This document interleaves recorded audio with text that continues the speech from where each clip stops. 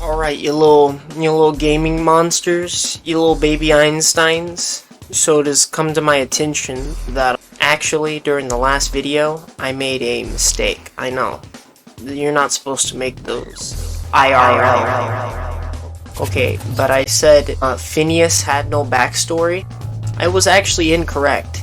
If you just happen to take the right path and have hack 100, you learn on a PowerPoint slide hidden away in the game that he was a part of the board, like my proposed backstory for him. This is not conveyed to the audience in any overt way, taking the audience on a journey, telling his story, and it's not told in any mysterious way with many bullet points to the mystery, like, oh, well, maybe he's this, oh, maybe he's that, well, you gotta look over here into his past, there's a quest over here into his past.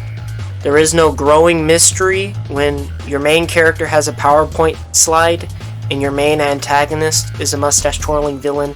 I still think the story is very weak. The game developers did put thought into it, they just did not execute it and communicate more clearly those ideas to the audience and actually have events and a plot take place, not just a backstory without any effect on the story or any reveal or any twists or turns. I still stand by my point that this story is bumkiss. Excellence debunked. Whoopsie doopsie. Sorry about that, gang. I promise I'll do my research next time. And now, our feature presentation.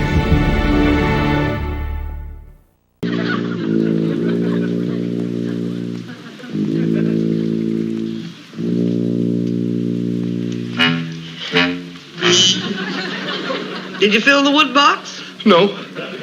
Get to it.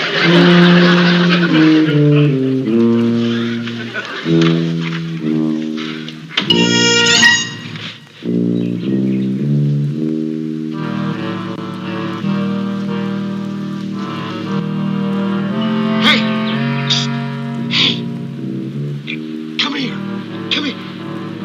No, bring the ladder. The ladder.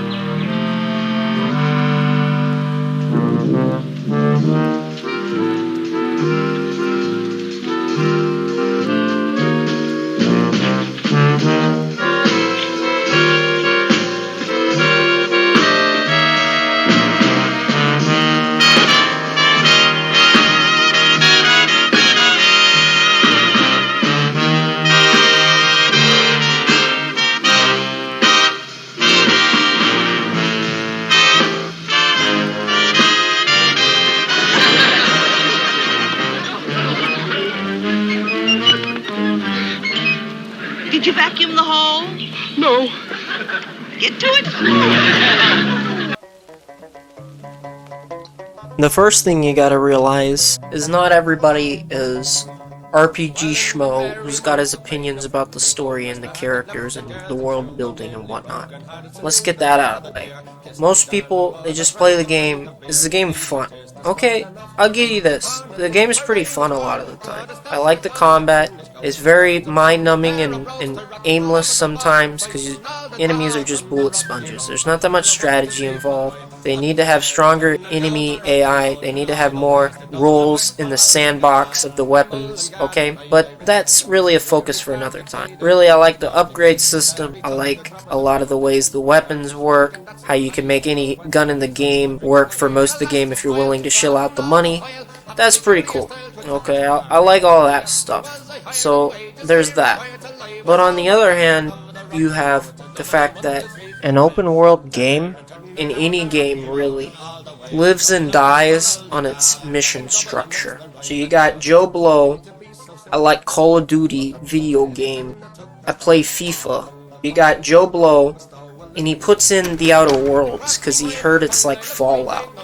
Now, Joe Blow does not care about the story. There has not been a story in Call of Duty since 2009. They canceled the story, okay? There is no such thing as voiced characters or characters with names in Call of Duty. So Joe Blow does not care about the characters or the story or the writing. He cares is the game fun. Now, Outer Worlds is pretty fun. It plays pretty smooth. It's a pretty good gameplay game. Just feeling-wise. You know, turning the camera, aiming, shooting, pew-pew. Feels good.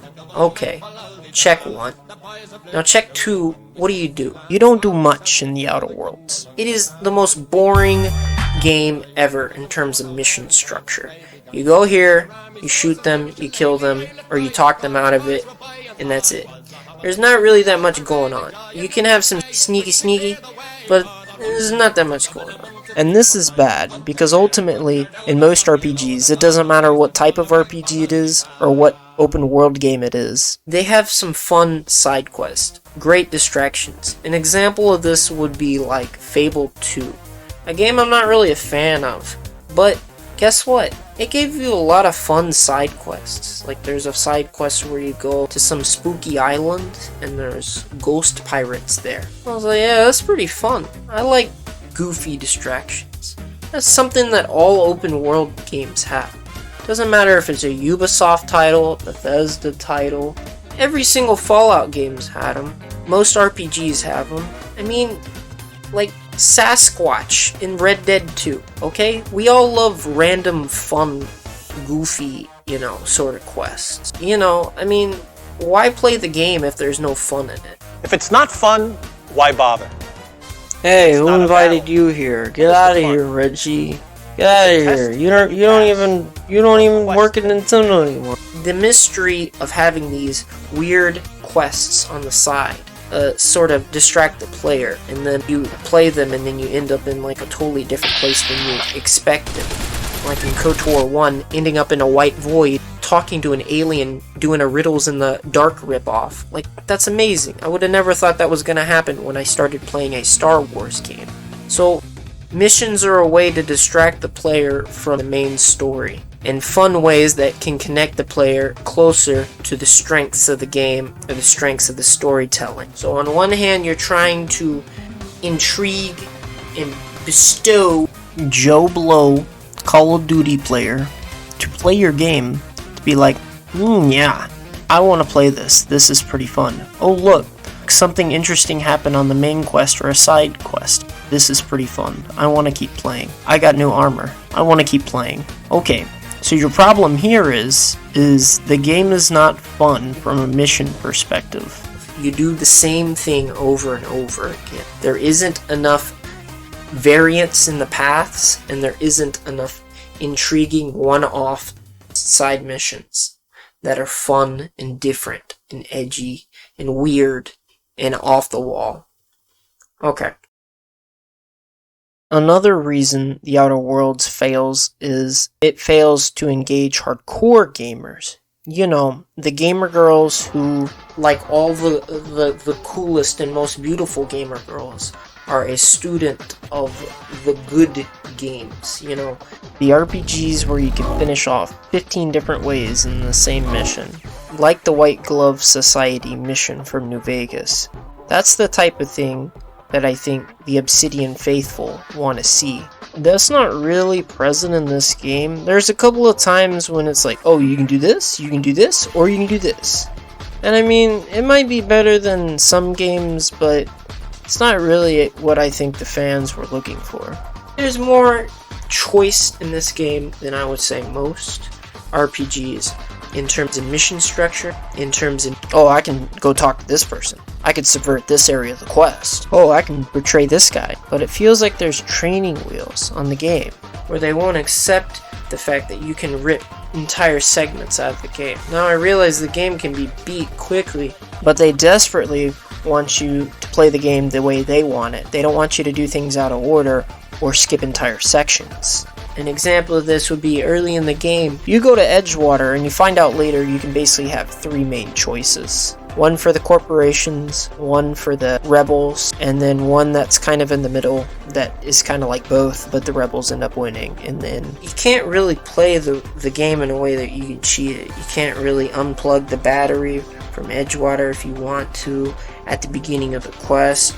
You can't really go and just do the third version of the quest from the beginning of the quest and already set out to do that.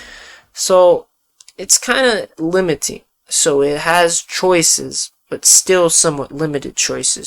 Okay, so this game does have options, but let's compare two quests from New Vegas and the Outer Worlds. So in this quest for the Outer Worlds, having to do with diet toothpaste, you can help Anton by retrieving data for him, kill all the Raptidons, use gas to make the Raptidons sleep, kill the outlaws, let Cassandra keep the research and escape, kill Cleo's security, help Cassandra escape but get the research from her, give research to Anton, can also give it to this lady, help Vaughn behind Anton's back, get Porter's passcode, and you can always go psychopath in the end. You know, that's actually a pretty good amount of little conclusions you got there. Now let's look at the White Glove Society mission. So the first things first is you need to investigate what is happening by asking around if you start the quest by talking to this lady. Then you search for the investigator and find his body. Then you meet the investigator's contact. You save Ted, the son of this rancher, by going to the basement and persuading him to leave. Then you get out without turning the White Gloves hostile, or if you do turn them hostile, then you have to kill them. But that's only if you start it by going to the rancher first. If you don't go to the rancher first and go to this woman first, that's how the quest starts.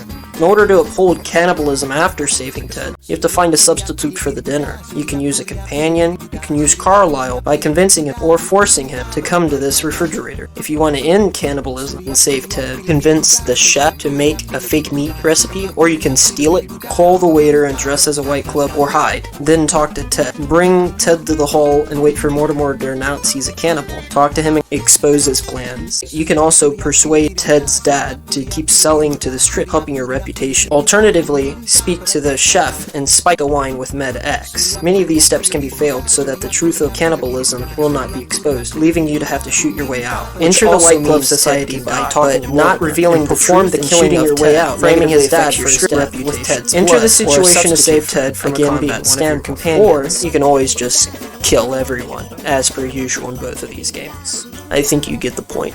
Okay, so it's pretty clear that New Vegas has a lot. There's more options, there's better writing, there's more skill checks, there's more ways to start the quest. So many pathways, so many choices in order to get to different goals in the same quest. New Vegas is good in general with that. The entire main quest has so many different outcomes with 4 main factions, and there's lots of intricacies in terms of the story and main quest structure, which is very hard from a writing perspective, because when you think about it, when you can befriend almost anybody in the game and then betray them and then come back, how you structure the game, the major events, the MacGuffin, the chip, it's kind of complicated and weird from a writing perspective. So the amount of freedom that is awarded to you in New Vegas, being able to choose different factions and betray different factions and change the world in different ways, is really big and really rewarding. The Outer Worlds doesn't really have it in the same way. Yes, you can choose your factions and you can choose whether or not you can help cities or hurt them. You can change the overall, did you help the universe, did you hurt the universe?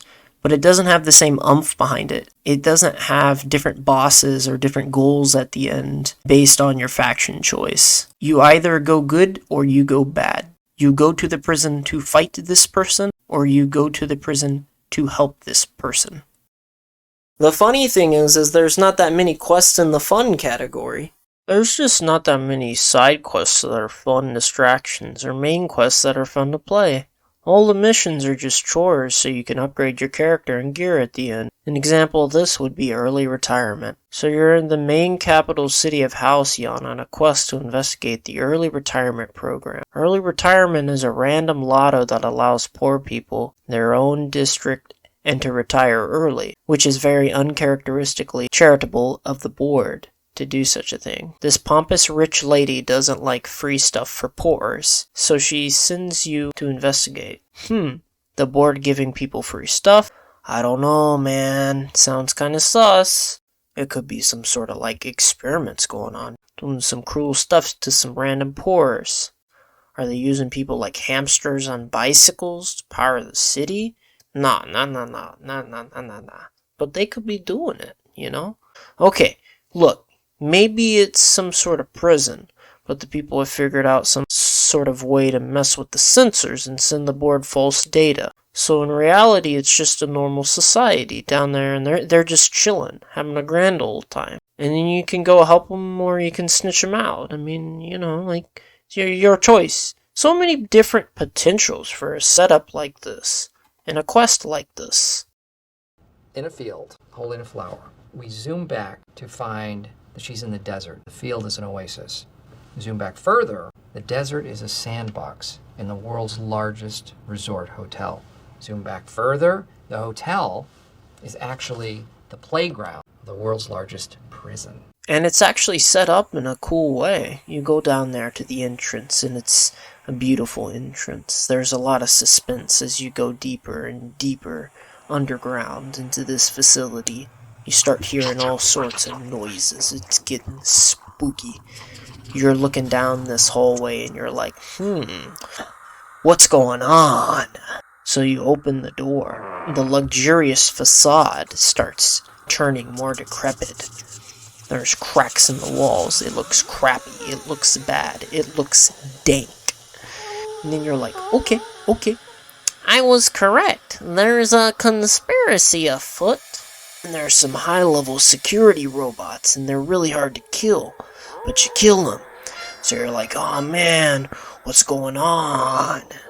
So now, I'm finally ready to figure out the secrets of early retirement.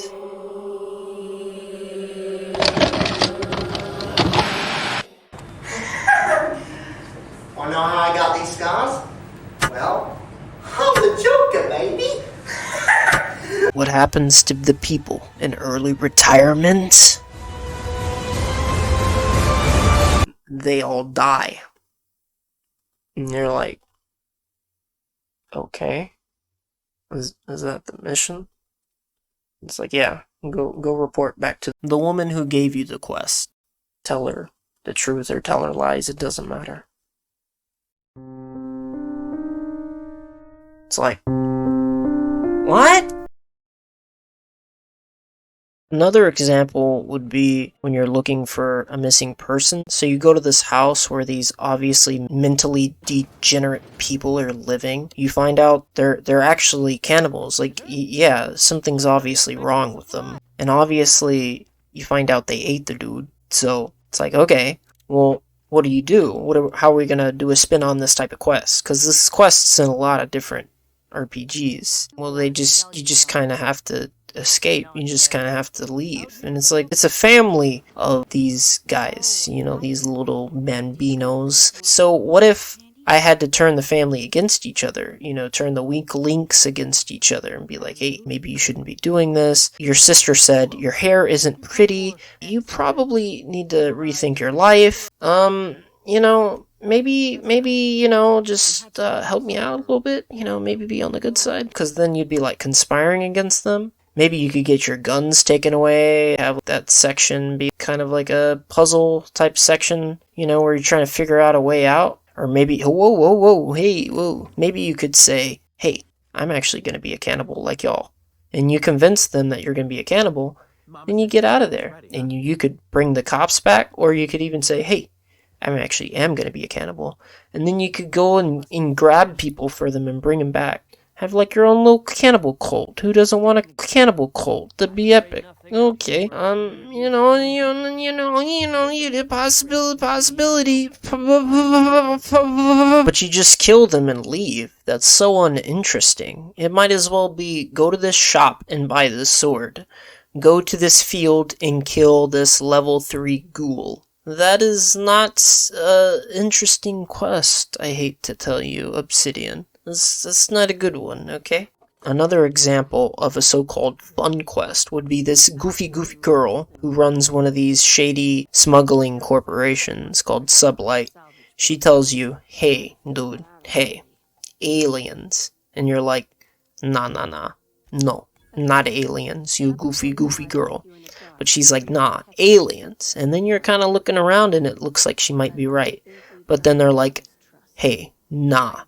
No aliens. And it's like, oh, well, that's kind of, you know, because it was kind of creepy and weird. It looked like there might be aliens. It would have been kind of cool. Why can't there be aliens? I don't know. Why can't there be, like, like hybrid, mutant, weird superhumans or whatever if they don't want to do aliens. And it's like, oh no, we just genetically mutated humans so that they could eat less food. You can help us or you can turn against us and shoot normal guards. That's it. It's like, oh, well, it actually would have been cool to, like, fight like an alien or like a hybrid mutant human or whatever, like the ghouls or something. Like, that would have been kind of cool. I guess this is how the quest goes now, though. Oh, that was fun, yeah, wasn't it? It's not really what you would call like an entertaining quest line. It's more like a flat line. That's the problem with a lot of these quests, is they don't really build up to anything. They don't build up to big event. It's just like, ooh, aliens?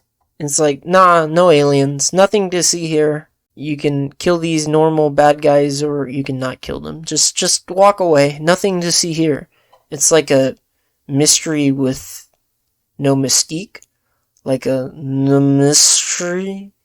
No mystery. So another fun quest that just kind of fails is this quest where you're an actor and you have to do a live performance. And I guess the joke is that you're using live rounds in a violent TV show and killing people for realsies. And it's like, okay, I guess that's kind of funny. And then you end the quest and they're like, hey, we're going to call you back. You did great, kid. And then they never call you back. So it's like, okay, what was the point of any of that? I don't get it. Like, you could have done like an entire quest line where you actually get involved with bigger actors, bigger directors. You could have done like a commentary on the need for violence in the human psyche, how media can desensitize violence. You could have parodied a lot of elements of the media and Hollywood. You could have parodied a lot of things, but it's just kind of is a one-show pony. It just makes one joke and then it ends, and it's just kind of like, oh, okay, you killed people for real on a TV show, and it's like, I guess that's funny. I mean, you could have done more. I mean, C plus if you're the special kid, I guess. I mean, you could have done better, Obsidian. There's so many themes you could have focused on in a quest line if it was multiple quests and if it was an actual complex story. Also, there's no quest lines in this game. There's no guilds or anything like that. There's no ABC part 1, part 2, part 3 of a quest. It's just you go to a place, you do a thing, and you walk away, and that's it. Quests are a lot more interesting when they get more and more complex. One of the problems with the game is that the role-playing elements are, of course, limited by the factions, because when you have good factions, it makes you want to play as if you are a part of a faction, or mixture of factions, or play both sides, and it affects not just your choices in the story, but it affects your gameplay choices. Another reason that this is negative is because there's not really that many archetypes in this story. You would think there'd be tons of space pirates and space cowboys in this story, and there'd be tons of armor that reflected that.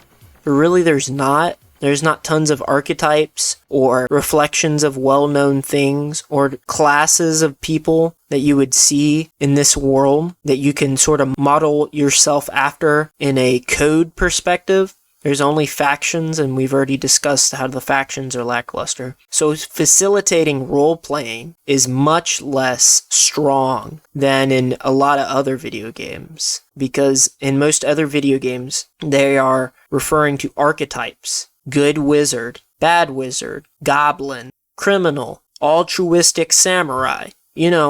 Classes that have ideologies behind them more than just the faction itself. It affects your gameplay and the dialogue you choose. It allows for more powerful role-playing. And this game kind of lacks that, because it doesn't have the roles that are so deep into D&D and so deep into other RPGs where it's like, well, I'm going to play it this way. I'm going to be pacifist Mormon from Fallout, or I'm going to be a pirate who has a code who tries not to kill people. I'm going to be this, I'm going to be that. It's just like, Well, you can either be a corporate shill or you can be a dissident. And you can be a psychopath too, or you could be like super, good. And you can choose different factions too, like you can be an iconoclast, but there's not that strong pull of ideology impacting gameplay in the same way that a lot of RPGs have. When I first played this game, I did, for the first few days, really like it. Some of the quests and some of the characters, like I said, Vicar Max, I enjoyed. I started to like some of the gameplay. I liked a lot of the designs. So I was partial to the game. It had a decent amount of complexity in some of the quests, but the longer I went on, the more disillusioned I became. There was a growing feeling that I had been tricked. My money had been stolen, that I did not get the product that I wanted, with vibrant companions that can change based on how you talk to them and engage with the world, a world space that you can truly change, mission structure that is interesting, factions that are interesting, an interesting story with ideological and philosophical undertones. I didn't get any of that. So, I was starting to realize the reason why I didn't get any of that is just because Obsidian did not have the time or resources to take a chance and provide risk for their first big, close to AAA game in a long time. They hadn't made a big game like this in a long time, and they had a lot riding on it. They didn't know Microsoft was going to buy them out at the time. So I was starting to realize this game isn't a game. This game is a tech demo to prove that they can make a bigger game. So at this point, I was getting near the final mission, and my expectations were hampering a little bit. But I did start to have a little bit more hope, because you go into the final mission at the prison, and you start talking to companions, and they start having different opinions and kind of arguing. I was like, okay, that's something I like. That's something that I remember in KOTOR 1, and I kind of like that group dynamic. I don't really like any of the characters. I don't think they have that much to them, but at least they're arguing and trying to discuss exactly what to do.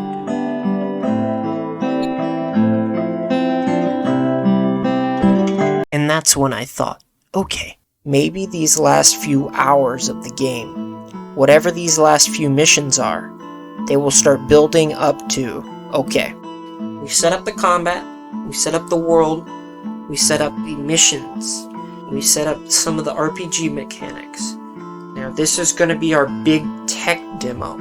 These last few missions or last mission will be really, really good. It'll be a really good RPG experience, and we're going to have a lot more story beats in this last mission. That did not happen at all. The last mission is just as boring as all the others. So you go into this place, and it's the prison that supposedly Vicar Max was probably in before, and you just look at him, and he makes like a comment about it. This place, the labyrinth. Perhaps we should all meditate on that as we make our descent. What?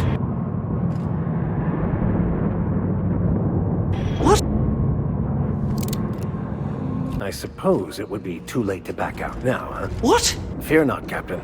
I'll watch your back. What? And it's like, dude, weren't you in here? Are you gonna help me if I bring you on the quest? Are you gonna show me like some sort of trap way? Oh, the guards used to always talk about this. Or maybe like you know your way around the prison, so you know where the armory is. At least, you know, you could just say, oh man, this place has a lot of memories. Are you gonna do anything? Hello? He's acting like he hasn't been here before. I don't know, maybe he hasn't been here. It'd be more interesting if he was, though. There was a moment like this in KOTOR where, depending on what companion you use, you can escape a situation in a specific way. And it was like, oh, that was kind of neat. So then they start throwing people you've helped across the game at you to help you during this mission. And it's like, well, what if I didn't want your help? I should have been given a choice in how I approached this mission.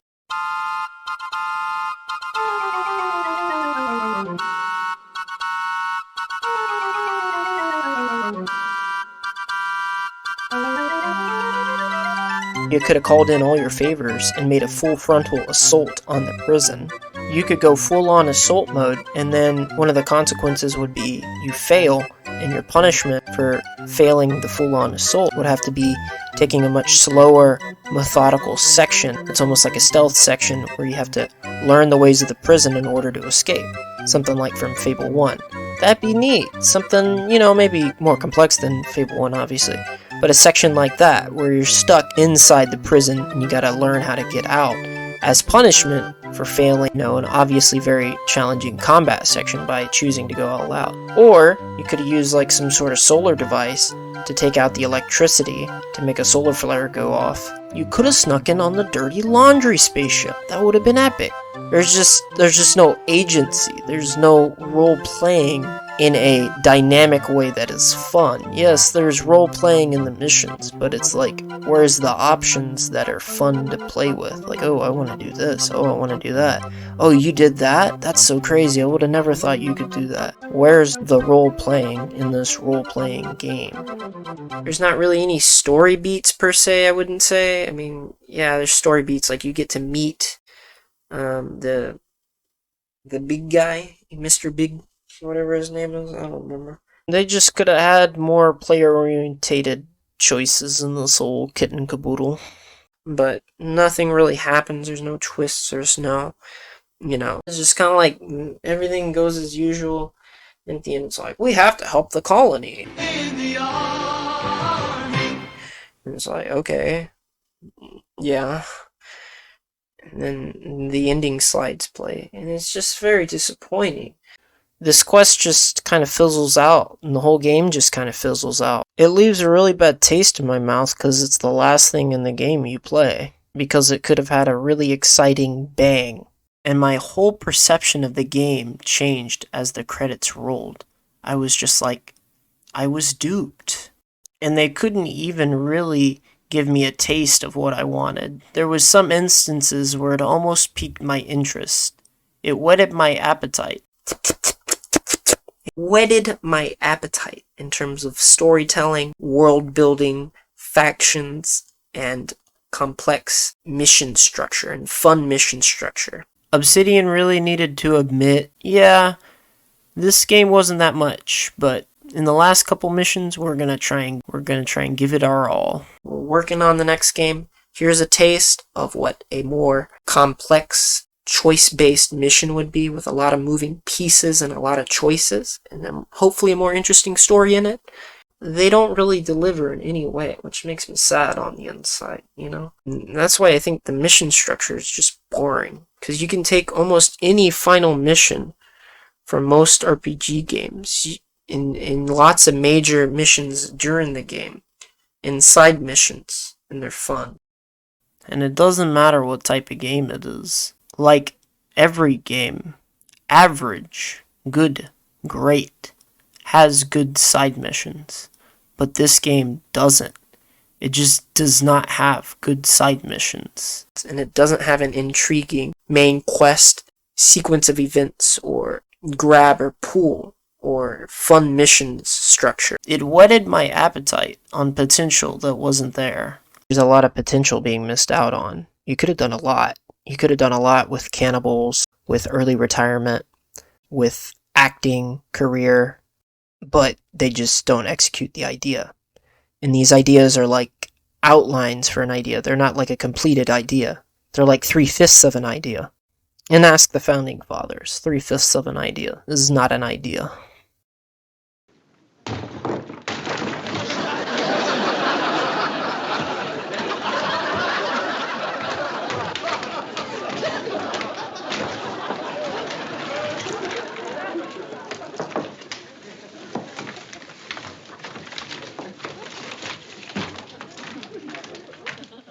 Hi, Mrs. Rodenbach. Hi, Barney. Got a case?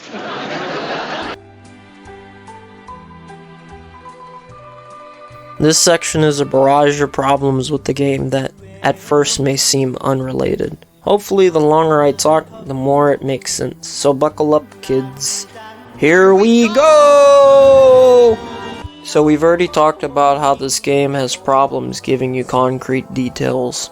It feels like they are either afraid to give you story details, or didn't think how something would work in the universe, or are just buying time to put a more detailed story in the sequel. An example of this is Scientism. Some of the only story stuff in the game that I like still has fundamental elements that aren't clear. No other Vicars besides Max are shown, which would have given us insight into how they're supposed to behave. We also don't know exactly how they function and how they view morals. Like, what is Scientism's 10 Commandments? Are they against adultery? Are they against lying? How do they view morality? Do they believe morality is provable through science? Maybe they have a very cynical view of morality and would be okay with, for example, cheating or adultery, as long as you procreate. These are questions I have that I would like to be answered. I think I know why many of these answers are not in the game. When I first booted up the game, my instinct was to put childish naughty names in the character creator name. To my surprise, they censored many of them and wouldn't allow you to use them. This was later changed after launch in a patch. But this begs the question, who was making these types of decisions at Obsidian? Why did thought go into censoring the players in a single-player game? Who could possibly be against naming your character perfectly normal things, like homo, Muslim, and fag? I think you know exactly who, and I think you've already seen their influence in the game. Why else would almost every woman in the Outer Worlds look like a gender studies lesbian in this game?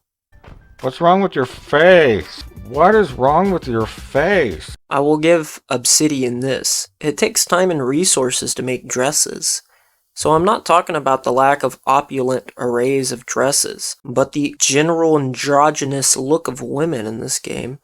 Look, I made my character look pretty, so why are most women in this game ugly while the men look normal? How does it make sense from the lore perspective? Remember, this is an alternate timeline of the robber barons' early 20th century, in which there are still huge cultural similarities to the past. Now we can assume a lot of things happened in between now and then. Segregation and racism makes no sense in a well-run corporate machine. So obviously that's gone. Christianity is gone probably not because it's necessarily realistic, but because the creators want the players to enter a fantasy world with no preconceptions. And I'm fine with that. What I'm not fine with is somehow epic frontier super housewife turned into space lesbian feminists. I understand in dangerous situations women do take up arms and can become competent in violence. But how are women seen as just one of the bros in the Outer Worlds from the housewife roots of the 1900s, when so many other aspects of the culture are the same? Did the corporation social engineer femininity out of females to force them to be worker bees and soldiers in the same way men are, just like in our timeline? If so, you actually have to put that in the lore. Even if the corporations did social engineer women to take away what makes them different from men, it's mighty coincidental that women look like gender studies dropouts from modern day. My point is, many details are never focused on, likely because of this game's inability to be politically incorrect and go to uncomfortable places. There is a general lack of detail and breakdown of many aspects of the world, but some areas feel like they're sectioned off or outright impacted by the developers' politics. Why does New Vegas have a relatable villain with philosophical goals, while Outer Worlds has an evil mustache-twirling villain? Probably because liking the bad guy is bad, and we don't want the player to get any ideas that being bad might be good, because being bad is bad. They just tiptoe around too many topics for me to believe it's a coincidence. Some of it's probably just bad writing, but a lot of it's probably relating to people in the office complaining about gender stereotypes. Another question I have is, how does dating and marriage work in this world? Forgive me if I don't take asexual lesbian email casserole date as an example of the norm in this world. How do gender dynamics work in a world where the distinction of sex seemingly doesn't exist? There's not even brothels in this game, and I think sex might be mentioned maybe 5 times or so. They don't have a problem putting F-bombs in the game or letting you murder everyone. But discussions of sex is where you draw the line. Look at this. This is the only place in the game I could find where women are actually sexualized. And look, 2 inches over, and a man is being sexualized in the same exact way? That doesn't even make sense. Do the developers know how sexual attraction across genders work? Go to your local Kroger's, you confused Californians. How marriage and gender roles work matters because we can't assume that the outer world works like our world.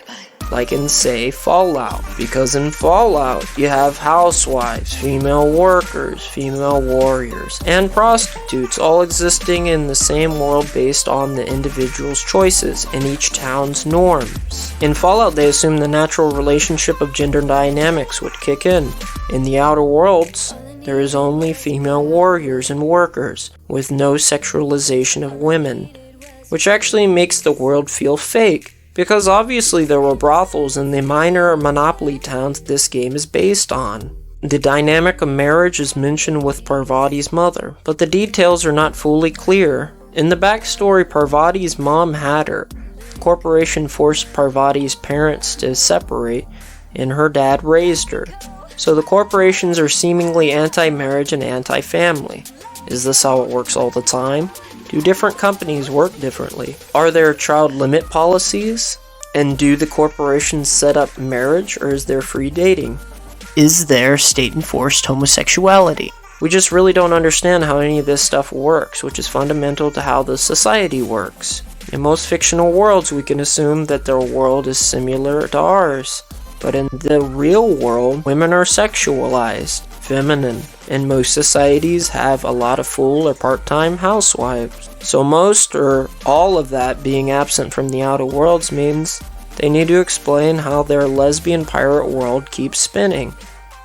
Since we mentioned Parvati, that brings up a good point. In literature, there's this principle called Occam's rifle. This basically means that if you set up something early in the story, it better have a payoff. Parvati's mom is set up in a log detailing her family's history, and is her only remaining parent by the time the game starts, which gives Parvati motivation to sail the stars with you, looking for her. But her mom is never brought up again, and instead you focus on her gay asexual stuff. Now I'm in a ceasefire with the LGBTers.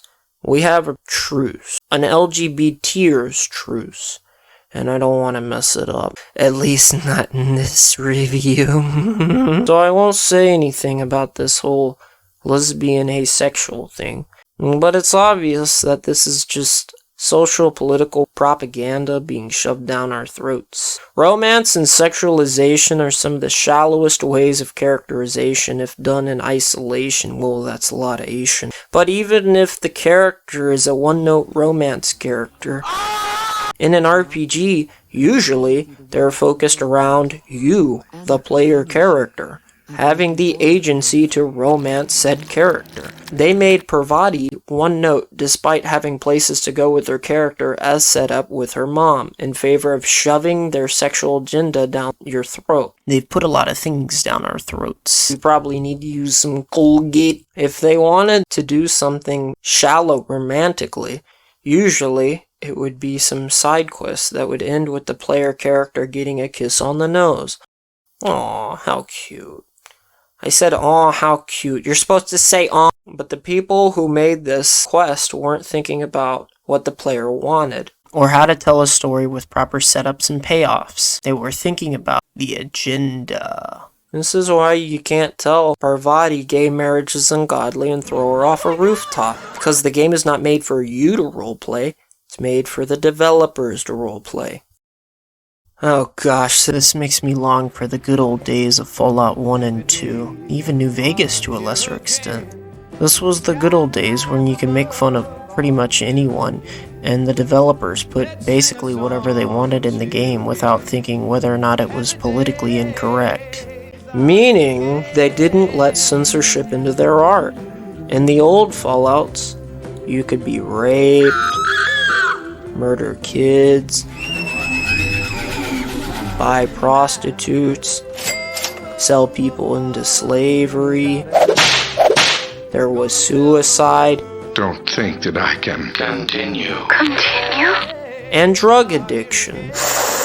Women even had to be housewives. It was awesome. They didn't care if it alienated people. In fact, that was the goal, to alienate you, the player.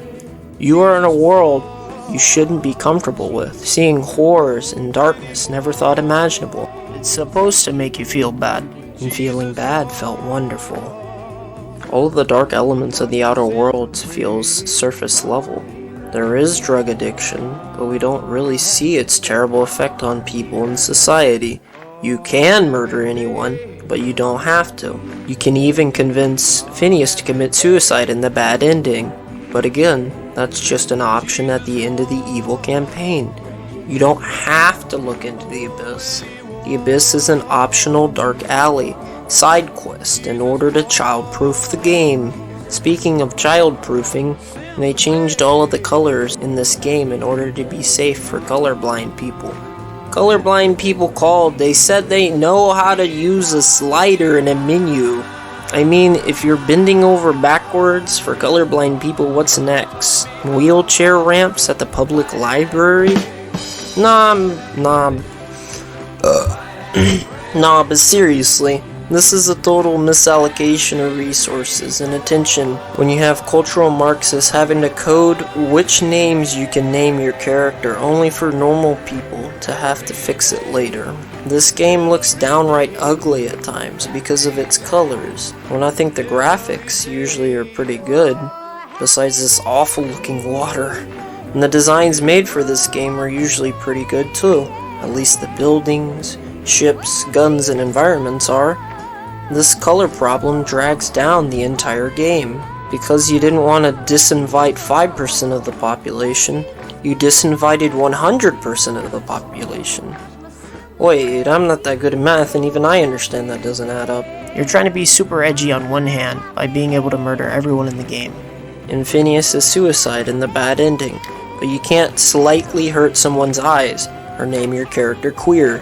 It feels like two totally different design philosophies are at hand. One from the guys who made Fallout, and one from the guys who made freaking funky fuzzballs? I don't even know what this game is.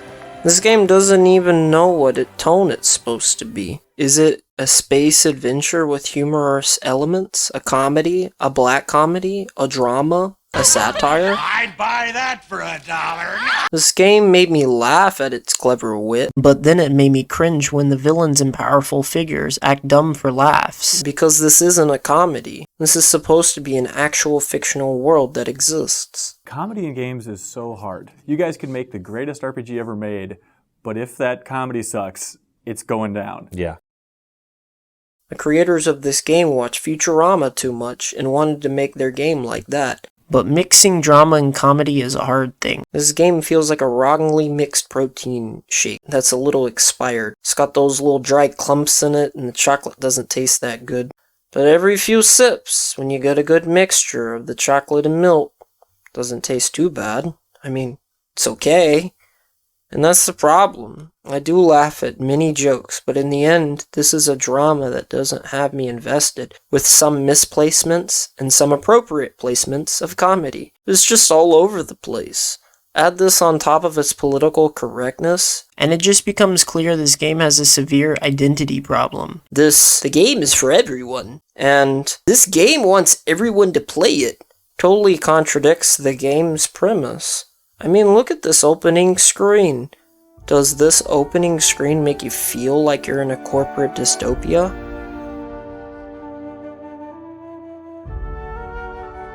This game has 1 foot in the horrifying world of Fallout and 1 foot in the McDonald's Playhouse.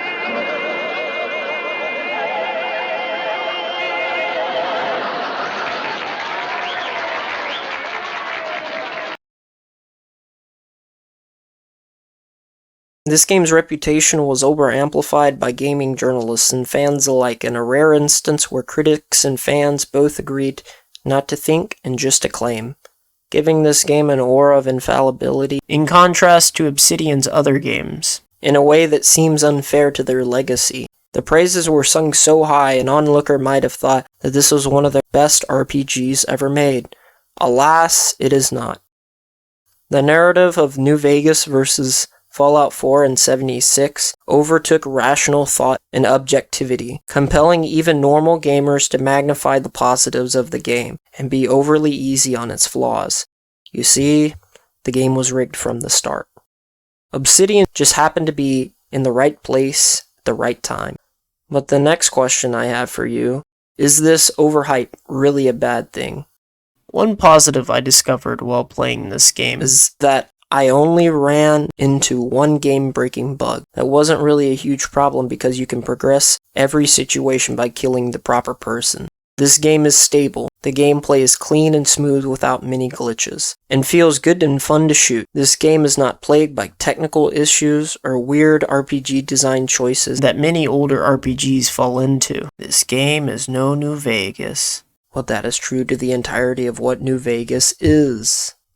Contrary to what you might remember, or have learned to remember, with rose-tinted glasses, New Vegas was a technical travesty on launch on consoles. Even after patches on consoles, frames often drop like a roller coaster and it feels like you're watching a PowerPoint. At times, New Vegas on consoles, even after launch, feels barely playable.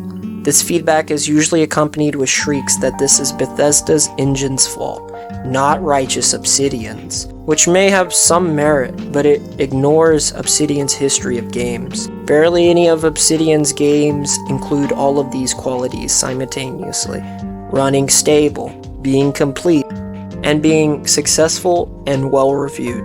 KOTOR 2 was an unfinished and ambitious first game for the studio. It's a great game, but the limitations of the time and resources the studio had are evident. So much of the game had to be cut that the restored content mod feels like the director's cut of the game, and is often talked about as the definitive version despite not being put together by Obsidian. New Vegas was a huge success, and though a huge amount of content was cut because of time and resources, there's so much content in the base game that it doesn't really feel lacking. Even though the acclaim for New Vegas was lower than, say, The Outer Worlds by critics, it was a critical and commercial success. It was just broken in terms of performance. Alpha Protocol was another example, being neither beloved or playing correctly, plagued by tech issues. Obsidian is often too ambitious for its own good, and their publishers don't help. Lots of problems in Obsidian's games can often be partly or mostly blamed on the publisher and timetables. But the reason Obsidian is usually never given the time and resources necessary in order to complete a game is that they are always on the back foot. Obsidian was always hopping from one publisher to another, never making certified classics and the Golden Triangle discussed, always being seen as the B team. Look at these games that were cancelled, and the lack of stability at the company. Even successes carry with it bad news. Obsidian never got any more work from Bethesda despite most fans saying that New Vegas was the best modern Fallout. Despite the successful South Park: The Stick of Truth, Obsidian didn't get to make the sequel. Pillars of Eternity was a successful plea with crowdfunding to the community, to which was met with the funds, and the game was very successful. But the sequel was a flop. Do I even have to mention Tyranny? For many viewers watching this who may not know, it's a game Obsidian made. It's called Tyranny. Obsidian has played the game of pinballing from publisher to publisher, always being at the behest of the publisher and someone else's property they don't even own. Their work was contract work with no stability or normalcy. Keep in mind, Obsidian didn't know Microsoft was going to buy them. Now, I haven't hacked into Obsidian's mainframe as of yet, because my hack skill is low, and I haven't unlocked the companion in this game with hacking perk party benefits yet. But my admittedly limited knowledge leads me to believe that their company has always been one or two poorly selling games away from being shut down. So with Obsidian in a rocky place, with no calls from Todd to make Fallout Old Orleans, what does Obsidian decide to make with a new IP and AA backing?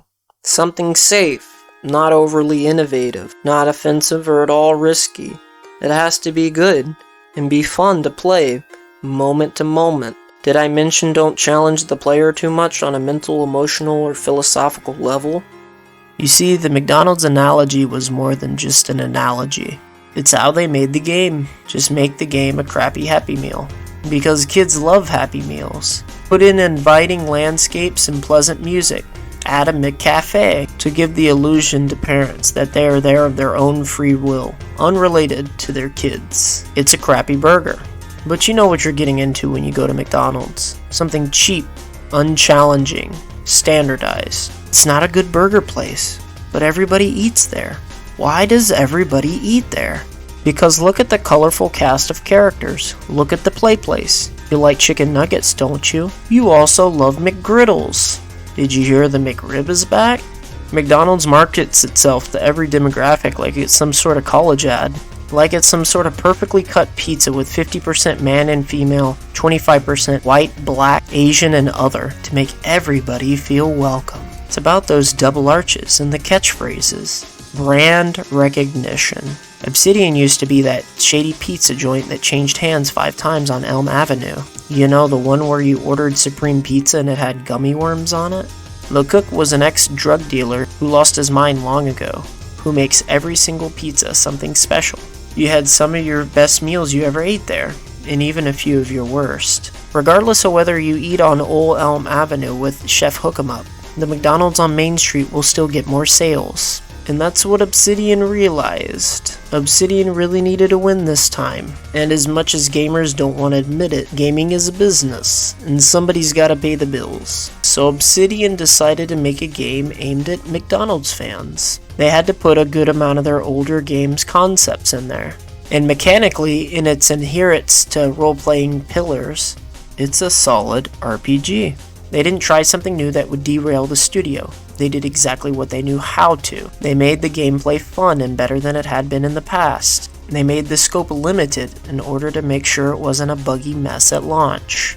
They courted left-wing journalists to hype the game up and give awards to their left-leaning game. They sold the game to general audiences based on its smooth gameplay and its similarities on a surface level to New Vegas. They got the 3 parts of the Golden Triangle. And for that, I'm happy for them. As much as I could scold them for finally learning how to beat the system, I'm actually proud of them that they got to make a decent game that paid the bills based on their own IP that people cheered them on for. But I'm just not very pleased with the game. All those years of disappointment for Obsidian, Black Isle, and Troika were years of great yet flawed games for us. But those experiments, those games that weren't made with focus groups in mind, those games didn't pay the bills. At least not well enough. Obsidian finally hit the ball out of the park in the eyes of audiences and critics with their own IP, even if the park was 50% smaller than it usually is. What Obsidian does next is up to them. It's not looking up for individualism amidst the Microsoft purchase. However, now that Obsidian is riding high, they might have a chance at agency, finally establishing a confidence and stride in their newfound success. They have the foundation as well as brand recognition and funding to take risks and to really flesh out this world. If The Outer Worlds was indeed a type of proof of concept in order to pay the bills, then Obsidian has the chance to make the sequel truly legendary. Whatever the direction or franchise that Obsidian chooses to pursue, I know I'm still holding out that I might get my pizza fix from that old convict chef, and hope maybe one day we can get those narrative-rich looks into other worlds like Obsidian used to make.